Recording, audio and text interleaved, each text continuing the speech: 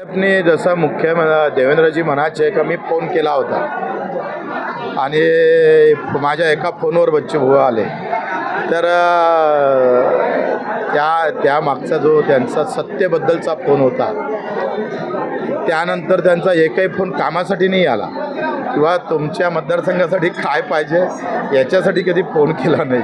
तर त्याच्यानं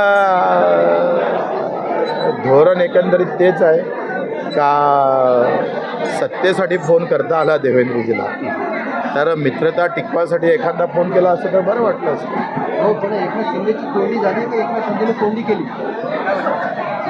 मी शिंदे साहेबाला सांगत होतो, बरेच डाव सांगितलं होतं का तुमचा कोंडी करण्याचा प्रश्न हे होईल. कारण शिंदे साहेब एकमात्र मुख्यमंत्री असे होते तर तो सामान्य माणसाचा ताईत बनण्याच्या विचाराची त्यांची वाटचाल होती.